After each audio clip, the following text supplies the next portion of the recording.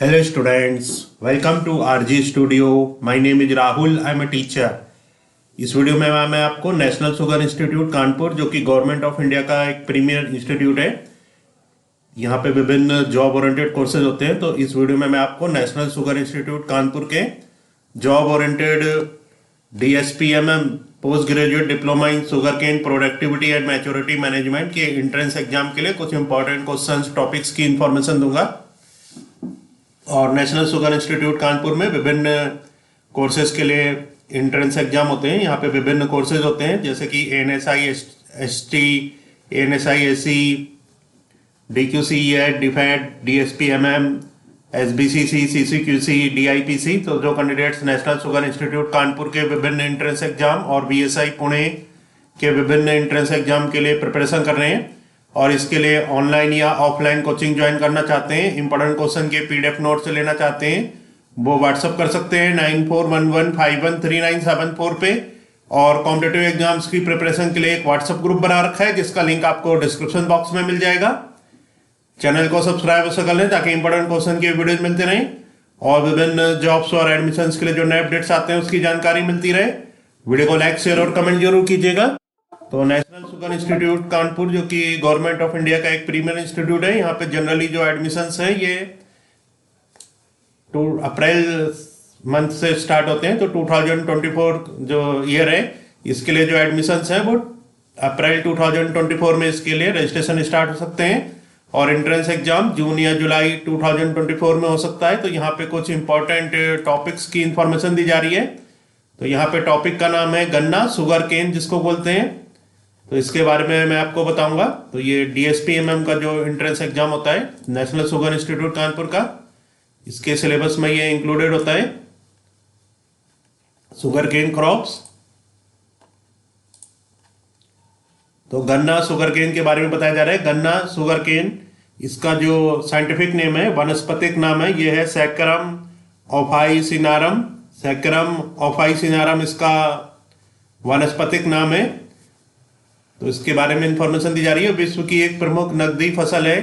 तो ये एक विश्व की एक प्रमुख नकदी फसल होती है जिसमें चीनी गुड़ आदि का निर्माण होता है। तो गन्ने से चीनी गुड़ आदि का निर्माण होता है।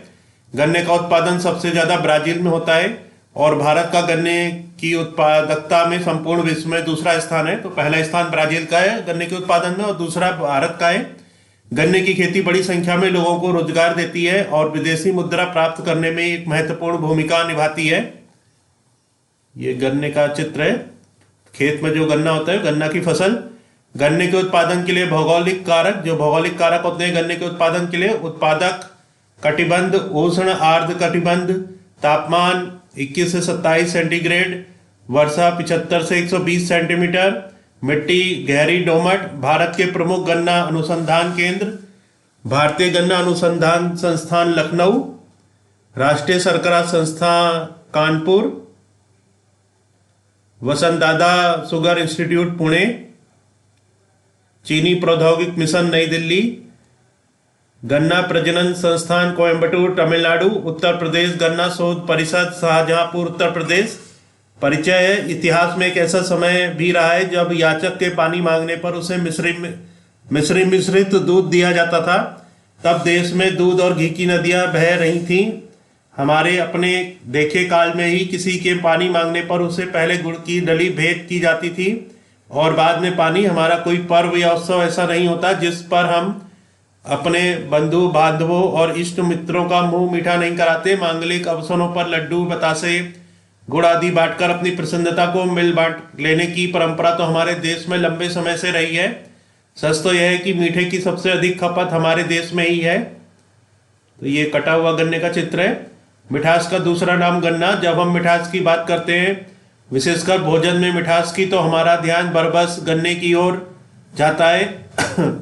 उससे हम अनेक रूपों में मिठास प्रदान करने वाले पदार्थ प्राप्त करते हैं, जैसे गुड़, राब, शक्कर, खांड, बूरा, मिश्री, चीनी आदि। यूं मिठास प्राप्त करने के लिए कुछ अन्य स्रोत भी हैं। मधु या शहद हमारे लिए प्रकृति का उपहार है, जिसे वह मधुमक्खियों द्वारा फलों के रस से तैयार कराती है। दक्षिण भारत में ताड़ से गुड़ और शक्कर तैयार की जाती है। पश्चिम एशिया के देश खजूर से ये काम लेते हैं। यूरोपीय देश चुकंदर से चीनी तैयार करते हैं। अब सैकरीन नाम की कृत्रिम चीनी भी बाजार में उपलब्ध है, जो मधुमेह के रोगियों के लिए भी निरापद बताई गई है। फिर भी चीनी या उसकी प्रशाखाओं को प्राप्त करने का सबसे प्रमुख स्रोत गन्ना ही है। कहते हैं विश्व में जितने क्षेत्र में गन्ने की खेती की जाती है उसका लगभग आधा हमारे देश में है। कोई आश्चर्य नहीं कि गन्ने की फसल हमारे देश की सबसे महत्वपूर्ण व्यावसायिक फसलों में से एक है और चीनी उद्योग हमारे देश के प्रमुख उद्योगों में है। हालांकि इस उद्योग को बहुत पुराना नहीं कहा जा सकता, क्योंकि चौथे दशक के बाद या दूसरे महायुद्ध के दौरान ही इसका तेजी से विकास हुआ है। किंतु शक्कर, गुड़, मिश्री आदि के बारे में यह बात नहीं कही जा सकती। हजारों वर्षों से यह उद्योग यहाँ स्थापित है, बल्कि हम अति प्राचीन काल से ही विश्व के प्रायः सभी भागों को इनका निर्यात करते रहे हैं। प्राचीन रोम, मिस्र, यूनान, चीन, अरब आदि सभी देशों को ये वस्तुएं जाती रही हैं। कुछ वर्ष पूर्व तक हमारा देश चीनी का निर्यातक भी रहा है। कुछ आंतरिक खपत में वृद्धि के कारण और कुछ विभिन्न कारणों से उत्पादन में कमी के कारण इस वर्ष हमें विदेशों से चीनी का आयात करने को बाध्य होना पड़ा है। गुड़ में कितने गुण? गन्ने का रस पेरकर और औटाकर उससे विभिन्न पदार्थ प्राप्त किए जाते हैं, जैसे गुड़, राब, शक्कर, मिश्री, चीनी आदि। इन पदार्थों के भी गुणों में अंतर आ सक जाता है। राब भारी, कफ, कत्ता और वीर्य बढ़ाने वाली है। यह वात, पित्त, मूत्र विकार आदि का निवारण करती है। मिश्री बल कारक, हल्की, वात पित्तनाशक, मधुर और रक्त दोष निवारक होती है। गुड़ भारी, स्निग्ध, वातानाशक, मूत्र शोधक, मेधावर्धक, कफ, कत्ता, कृमिजनक और बल करता है। पुराना गुड़ हल्के पत्थे का काम देता है। वह अग्निकारक, बलदायक, पित्तनाशक, मधुर, वातानाशक और रुधिर को स्वच्छ करने वाला है। नया गुड़ अग्निकारक है। इसके सेवन से कफ, श्वास, खांसी और कृमि रोग पैदा होते हैं।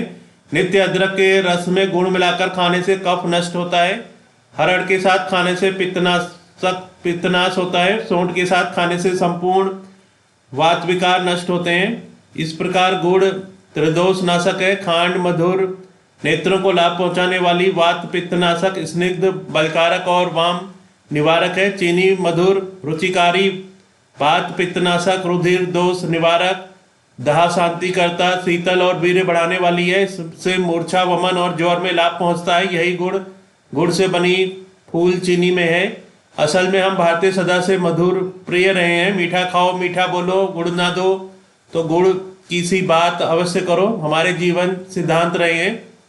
शायद यही कारण है कि आयुर्वेद के जनकों ने पाक, प्रास, अवले आदि के रूप में हमारे लिए अनेक मधुर और बलवर्धक औषधियाँ तैयार की हैं। अतः हमारे जीवन में गन्ने के महत्व का अनुमान सहज ही लगाया जा सकता है। भारत में गन्ने की खेती लगभग 32 लाख हेक्टेयर भूमि पर की जाती है, जिससे 1800 लाख टन गन्ने की उपज प्राप्त होती है। इस प्रकार गन्ने की औसत उपज लगभग 57 टन प्रति हेक्टेयर है, जो उत्पादन क्षमता से काफी कम है। यदि किसान भाई यह जान ले कि गन्ने में कब और कितनी खाद दी जाए और कब और कैसे सिंचाई की जाए तो गन्ने की उपज को काफी हद तक बढ़ा सकते हैं। हमारे देश में गन्ने के लिए प्रयुक्त क्षेत्र को देखते हुए उसकी उपज अपेक्षाकृत कम है। इसका प्रमुख कारण आवश्यकता अनुसार खाद पानी की सुविधा और उनका उपयोग उचित समय पर ना होना है। देश में कुल बोए गए फसल क्षेत्र के लगभग 43% भाग पर सिंचाई सुविधा उपलब्ध है। यदि विभिन्न फसलों की सिंचाई सुविधा की दृष्टि से देखा जाए तो गन्ने को केवल 15% पानी ही मिल पाता है। बोए गए गन्ने के कुल क्षेत्र का लगभग 34/6, तो यहाँ पे 0.5 है प्रतिशत पानी मिल पाता है। बोए गए गन्ने के कुल क्षेत्र का लगभग 34/6% भूभाग पर पूर्ण सिंचाई सुविधा उपलब्ध है और शेष बड़े भाग 65.4% पर सीमित सिंचाई सुविधा है या कहीं कहीं पर नहीं के बराबर है। यदि हम गन्ने की उपज का जायजा लें तो पता चलता है कि सिंचित क्षेत्र में गन्ने की औसत उपज 67 टन है। सीमित सिंचाई वाले क्षेत्रों की केवल 41 टन है। गन्ने की फसल को वैसे तो हमेशा नमी की आवश्यकता होती है, लेकिन जमाव, कल्ले निकलने और बढ़ाव के समय भूमि में पर्याप्त नमी का होना अत्यंत आवश्यक है। पाया गया है कि उत्तरी भारत में गन्ने की फसल के पूरे जीवन काल में लगभग 150 से 175 सेंटीमीटर पानी की आवश्यकता होती है। वर्षा द्वारा गन्ने की फसल को लगभग 100 सेंटीमीटर पानी की आपूर्ति हो जाती है और शेष पानी की मात्रा को सिंचाई द्वारा गन्ने की वृद्धि को क्रांतिक अवस्था में पूरा करना पड़ता है।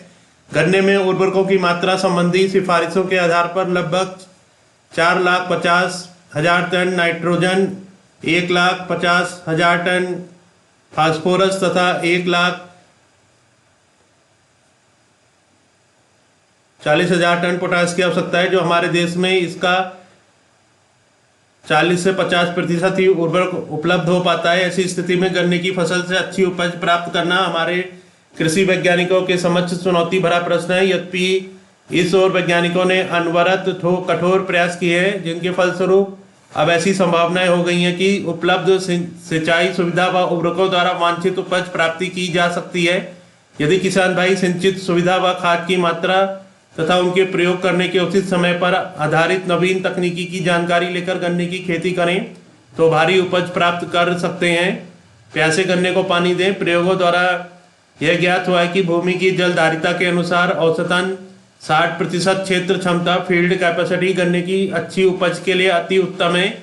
इस क्षमता से अधिक पानी देने पर उर्वरक तत्वों के बह जाने का भय रहता है। सिंचाई की उचित व्यवस्था होने पर वर्षा के पहले बसंतकालीन गन्ने में 4-5, शरदकालीन गन्ने में किस समय किया जाए कि अधिकतम लाभ उठाया जा सके, इस ओर संस्थान ने महत्वपूर्ण कार्य किया है। परीक्षणों के आधार पर यदि एक सिंचाई सुविधा है तो उसे मई के अंत या जून, 3 सिंचाइयों को अप्रैल, मई, जून और 4 सिंचाइयों को गन्ने के जमाव पूरा होने पर मार्च, अप्रैल, मई और जून में करना चाहिए। किसानों की सुविधा के अनुसार पानी लगाने की चारों अवस्थाओं का वर्गीकरण जमाव पूरा होने, पहला, दूसरा तथा तीसरा व्यांत निकलने के आधार पर करना चाहिए। गन्ने की सिंचाई आमतौर पर पूरे खेत में सपाट विधि द्वारा या छोटी छोटी क्यारियां बनाकर की जाती है। इस विधि द्वारा सिंचाई करने से अधिक पानी की आवश्यकता होती है। गन्ने का वानस्पतिक वर्गीकरण। सैकेरम वंश की 5 महत्वपूर्ण जातियां जो निम्नलिखित हैं। सैकेरम साइनेंस, इसे चीनी गन्ना के रूप में जाना जाता है। इसका उद्भव स्थान मध्य एवं दक्षिण पूर्व चीन है। यह लंबी पोरियों से युक्त पतला व्रंत है और लंबी एवं संकुचित पत्तियों से युक्त गन्ना है। इससे सुक्रोज अंश की शुद्धता कम होती है और रेशा एवं स्टार्च अधिक होता है। गुणसूत्र संख्या 2 गुणा बराबर 111 से 120 है। इस जाति के अंतर्गत एक उल्लेखनीय प्रजाति ऊबा है, जिसकी खेती कई देशों में की जाती है। इस समय इस जाति को व्यापारिक खेती के लिए अनुपयुक्त माना जाता है। सैकेरम बारबेरी, यह जाति उपोष्ण कटिबंधीय भारत का मूल गन्ना है। इसे भारतीय जाति माना जाता है। उपोष्ण कटिबंधीय भारत में गुड़ एवं खाड़सारी चीनी का निर्माण करने के लिए इसकी बड़े पैमाने पर खेती की जाती है। यह अधिक मजबूत एवं रोग प्रतिरोधी जाति है और इसके गन्नों में अधिक शर्करा एवं रेशा अंश होता है। वे पतले व्रंत वाले होते हैं। इस जाति के क्लोन उच्च एवं निम्न तापमानों, समस्याग्रस्त मृदाओं और जलाक्रांत दशाओं के लिए अधिक सहिष्णु है। सैकेरम रोबस्टम, यह जाति न्यू गिनी द्वीप समूह में खोजी गई थी। इस जाति के गन्नों के व्रंत लंबे, मोटे एवं बढ़ने में ओजपूर्ण होते हैं। यह रेशा से भरपूर है और अपर्याप्त शर्करा अंश रखती है। गुणसूत्र संख्या 2 2x = 60 एवं 80 है। यह जंगली जाति और कृषि उत्पादन के लिए अनुपयुक्त है। सैकेरम स्पॉन्टेनियम, इसे भी जंगली गन्ने के रूप में जाना जाता है। इसकी प्रजातियां गुणसूत्रों की परिवर्तनशील संख्या 2x = 40 से 128 रखती हैं। इस जाति की आकारिकी में पर्याप्त परिवर्तनशीलता देखी गई है। सामान्यतः इसका व्रंत पतला एवं छोटा होता है और पत्तियां संकुचित, तंग एवं कठोर होती हैं। पौधा अधिक मजबूत और अधिकांश रोगों का प्रतिरोधी होता है। यह जाति शर्करा चीनी उत्पादन के लिए उपयोगी नहीं है, क्योंकि शर्करा अंश बहुत कम होता है। यह जाति विशेष रूप से रोग एवं प्रतिबल प्रतिरोधी प्रारूप प्राप्त करने के लिए संकर प्रजातियां विकसित करने के लिए उपयोगी है। कीट एवं रोग। पहला, पायरिला नामक कीट से गन्ने को बहुत क्षति पहुंचती है। दूसरा, तना छेदक, यह पौधे के तने में वृद्धि बिंदु पर मृत टिश्यू डेड आर्ट पैदा करता है।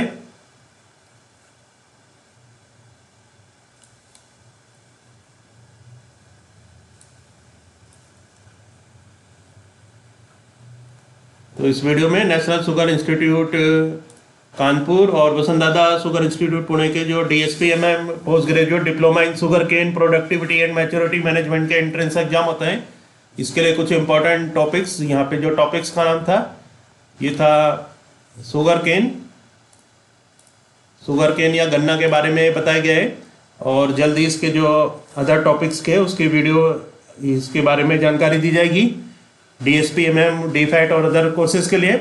और जो candidates national sugar institute Kanpur VSI Pune के विभिन्न एंट्रेंस एग्जाम के लिए प्रिपरेशन कर रहे हैं, DSPMM, DFAT, ANSI ST, ANSI SE, SBCC, CCQC, DIPC और अदर कोर्सेज के लिए, और इसके लिए ऑनलाइन या ऑफलाइन कोचिंग ज्वाइन करना चाहते हैं, इंपॉर्टेंट क्वेश्चन के PDF नोट्स लेना चाहते हैं, 1941151397 पे व्हाट्सअप कर सकते हैं। और कॉम्पिटिटिव एग्जाम्स की प्रिपरेशन के लिए एक व्हाट्सअप ग्रुप बना रखा है जिसका लिंक आपको डिस्क्रिप्शन बॉक्स में मिल जाएगा। चैनल को सब्सक्राइब अवश्य कर लें ताकि इंपॉर्टेंट क्वेश्चन के वीडियोज मिलते रहें और विभिन्न जॉब्स और एडमिशंस के लिए जो नए अपडेट्स आते हैं उसकी जानकारी मिलती रहे। वीडियो को लाइक, शेयर और कमेंट जरूर कीजिएगा। वीडियो देखने के लिए बहुत बहुत धन्यवाद।